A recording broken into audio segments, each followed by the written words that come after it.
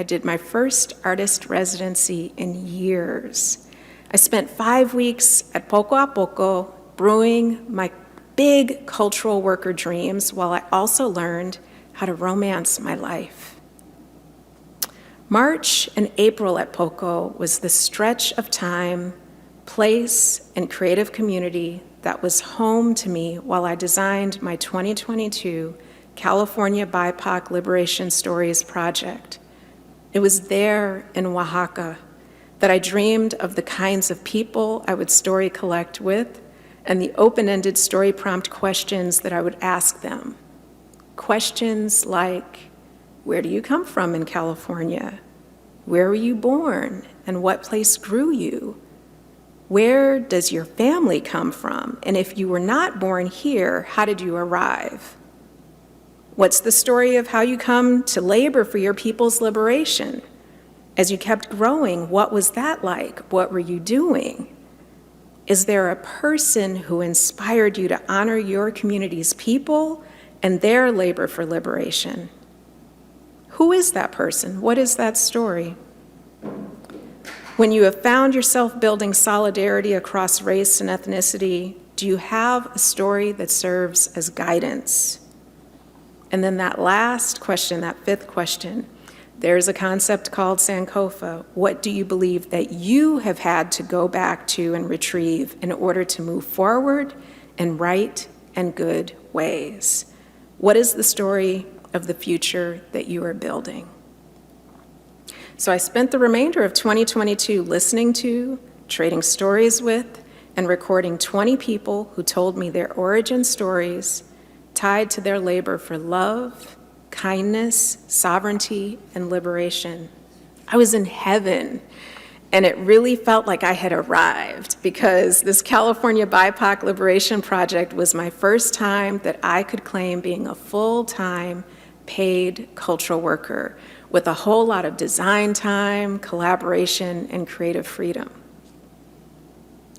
As much as this was a turning point, I also emerged from that year completely spent. However, spring 2022 Mijan had given winter Mijan a gift.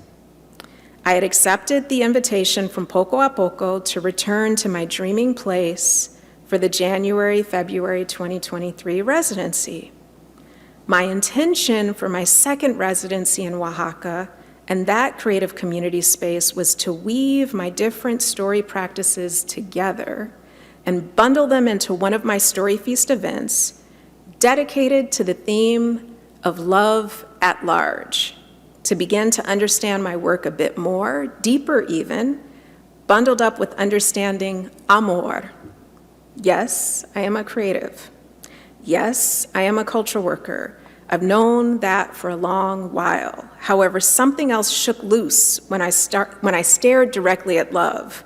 Through my practice, I now realize that I am a ritualist.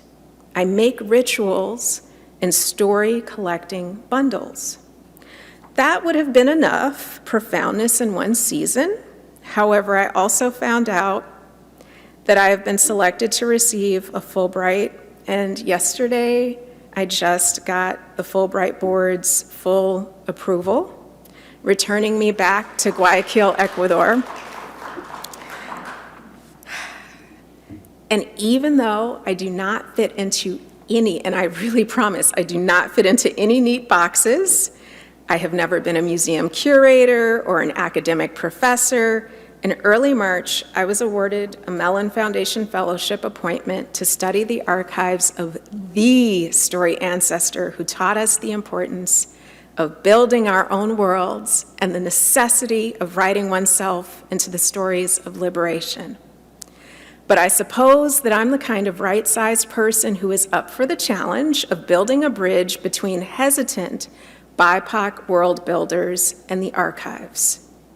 My central organizing thought is that Octavia Butler, i.e. the genius who gave us Parable of the Sower and Kindred and Wild Seed, among many other great works, can teach me how to make a bridge between my world builder narrators, whose materials we do not want to lose in the future, and the archives that historically have not had a track record of being sites of honor and belonging.